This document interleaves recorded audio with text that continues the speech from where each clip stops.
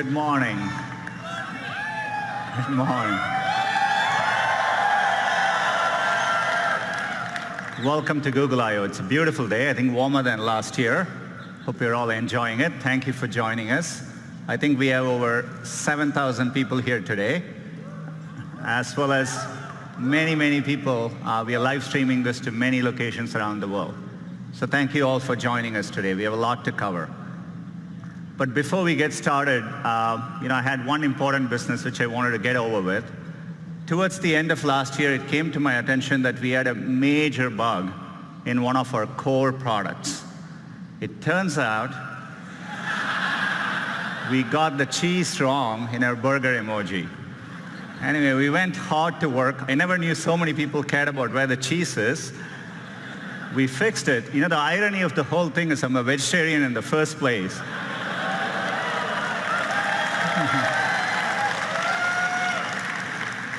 So we fixed it, but hopefully we got the cheese right. But as we were working on this came to my attention. I don't even want to tell you the explanation the team gave me as to why the foam is floating above the beer. But we restored the natural laws of physics.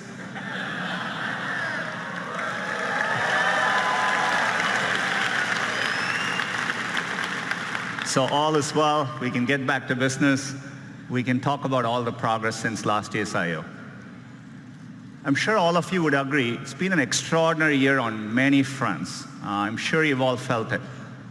We're at an important inflection point in computing, and it's exciting to be driving technology forward. And it's made us even more reflective about our responsibilities.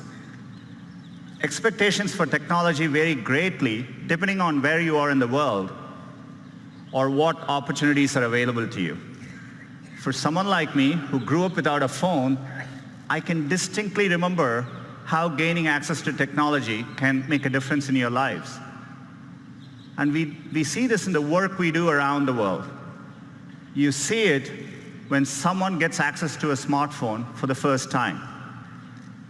And you can feel it in the huge demand for digital skills we see. That's why we've been so focused on bringing digital skills to communities around the world. So far, we have trained over 25 million people, and we expect that number to rise over 60 million in the next 5 years. It's clear technology can be a positive force, but it's equally clear that we just can't be wide-eyed about the innovations technology creates. There are very real and important questions being raised about the impact of these advances and the role they'll play in our lives. So we know the path ahead needs to be navigated carefully and deliberately, and we feel a deep sense of responsibility to get this right. That's the spirit with which we are approaching our core mission to make information more useful, accessible, and beneficial to society. I've always felt that we were fortunate as a company to have a timeless mission that feels as relevant today as when we started. And we are excited about how we can approach our mission with renewed vigor thanks to the progress we see in AI. AI is enabling this for us to do this in new ways, solving problems for our users around the world. Last year at Google I/O, we announced Google AI. It's a collection of our teams and efforts to bring the benefits of AI to everyone. And we want this to work globally, so we are opening AI centers around the world. AI is going to impact many fields, and I want to give you a couple of examples today. Healthcare is one of the most important fields AI is going to transform. Last year, we announced our work on diabetic retinopathy, which is a leading cause of blindness, and we use deep learning to help doctors diagnose it earlier. And we've been running field trials since then at Aravind and Sankara hospitals in India, and the field trials are going really well. We are bringing expert diagnosis to places where trained doctors are scarce. It turned out, using the same retinal scans, there were things which humans quite didn't know to look for, but our AI systems offered more insights. Your same eye scan turns out holds information with which we can predict the 5-year risk of you having an adverse cardiovascular event, heart attack or strokes. So to me, the interesting thing is that more than what doctors could find in these eye scans, the machine learning systems offered newer insights. This could be the basis for a new non-invasive way to detect cardiovascular risk. And we just published the research, and we are going to be working to bring this to field trials with our partners. Another area where AI can help is to actually help doctors predict medical events. Turns out doctors have a lot of difficult decisions to make, and for them, getting advance notice, say 24 to 48 hours before a patient is likely to get very sick, has a tremendous difference in the outcome. And so we've put our machine learning systems to work. We've been working with our partners using de-identified medical records. And it turns out if you go and analyze over 100,000 data points per patient, more than any single doctor could analyze, we can actually quantitatively predict the chance of readmission 24 to 48 hours before, earlier than traditional methods. It gives doctors more time to act. We are publishing our paper on this later today, and we are looking forward to partnering with hospitals and medical institutions. Another area where AI can help is accessibility. We can make day-to-day use cases much easier for people. Let's take a common use case. You come back home in the night and you turn your TV on. It's not that uncommon to see two or more people passionately talking over each other. Imagine if you are hearing impaired and you're relying on closed captioning to understand what's going on. This is how it looks to you. On a Danny Ainge level, but he's above a Colangelo level. In other words, he understands enough to... As you can see, it's gibberish. You can't make sense of what's going on. So we have machine learning technology called Looking to Listen. It not only looks for audio cues, but combines it with visual cues to clearly disambiguate the two voices. Let's see how that can work, maybe in YouTube.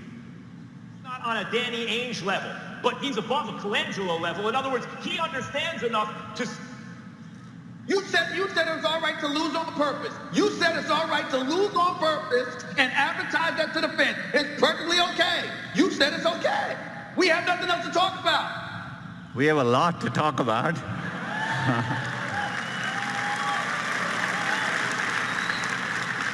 But you can see how we can put technology to work to make an important day-to-day use case profoundly better.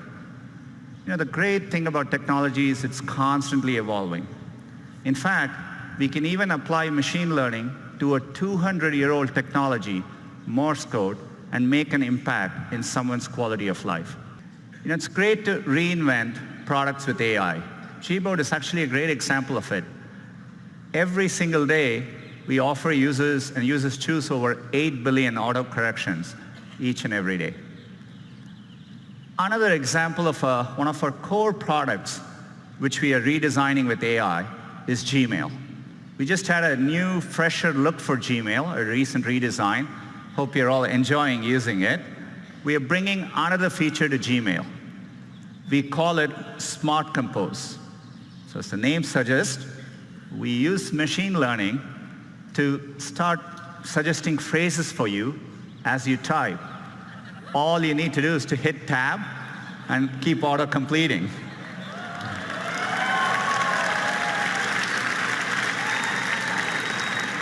In this case, it understands the subject is Taco Tuesday. It suggests chips, salsa, guacamole. It takes care of mundane things like addresses so that you don't need to worry about it. You can actually focus on what you want to type. I've been loving using it. I've been sending a lot more emails to the company, not sure what the company thinks of it. But it's been great. We are rolling out Smart Compose to all our users this month and hope you enjoy using it as well.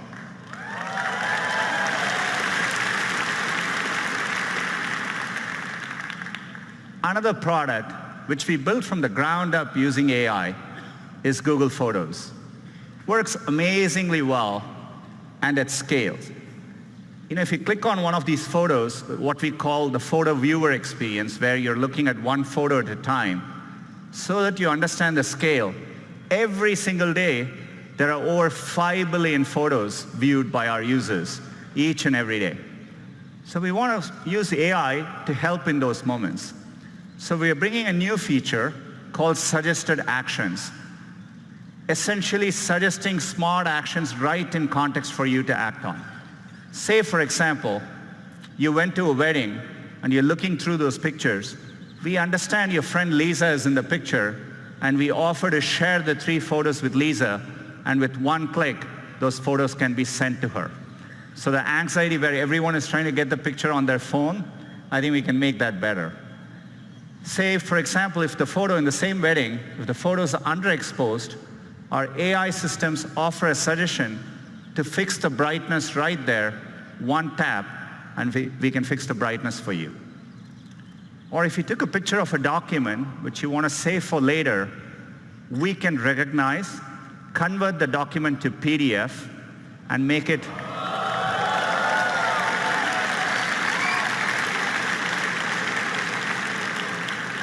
much easier for you to use later. We want to make all these simple cases delightful. By the way, AI can also deliver unexpected moments. So for example, if you have this cute picture of your kid, we can make it better. We can drop the background color, pop the color, and make the kid even cuter. Or if you happen to have a very special memory, something in black and white, maybe of your mother and grandmother, we can recreate that moment in color and make that moment even more real and special.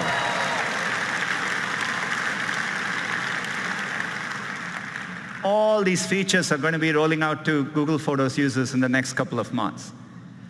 The reason we are able to do this is because for a while, we've been investing in the scale of our computational architecture.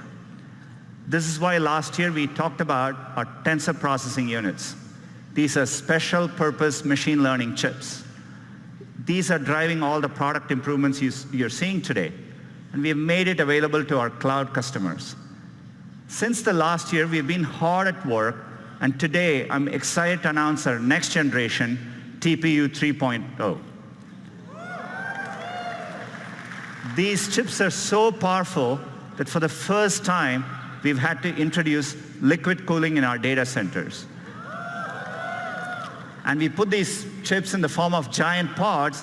Each of these pods is now 8x more powerful than last year. It's well over 100 petaflops. And this is what allows us to develop better models, larger models, more accurate models, and helps us tackle even bigger problems. And one of the biggest problems we are tackling with AI is the Google Assistant.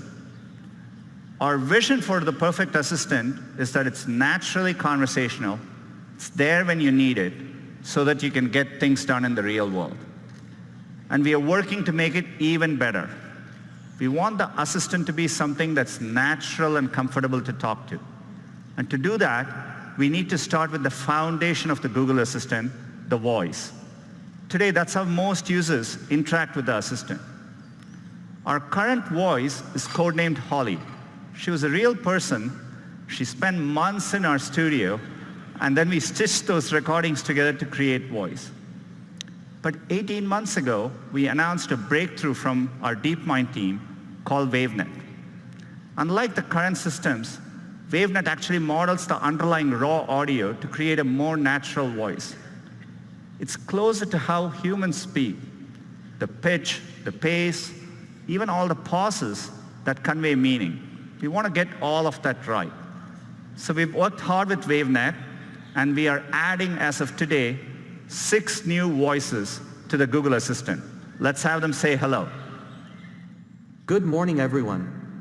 I'm your Google Assistant. Welcome to Shoreline Amphitheater. We hope you'll enjoy Google I/O. Back to you, Sundar.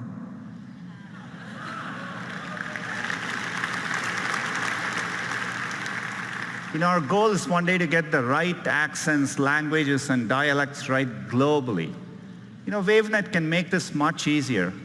With this technology, we started wondering, who we could get into the studio with an amazing voice. Take a look. Couscous, a type of North African semolina in granules made from crushed durum wheat. I want a puppy with sweet eyes and a fluffy tail who likes my haikus. Don't we all? Happy birthday to the person whose birthday it is. Happy birthday to you. John Legend. He would probably tell you he don't want to brag, but he'll be the best assistant you ever had. Can you tell me where you live? You can find me on all kinds of devices, phones, Google Homes, and if I'm lucky, in your heart.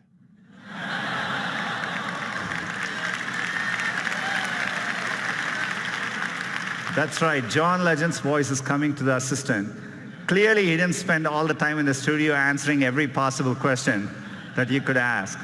But WaveNet allowed us to shorten the studio time, and the model can actually capture the richness of his voice.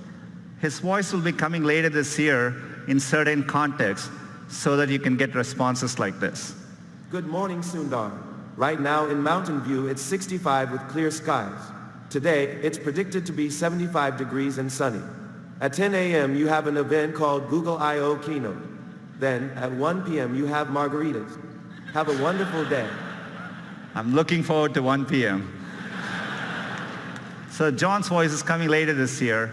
I'm really excited we can drive advances like this with AI. We are doing a lot more with the Google Assistant. And to talk to you a little bit more about it, let me invite Scott onto the stage.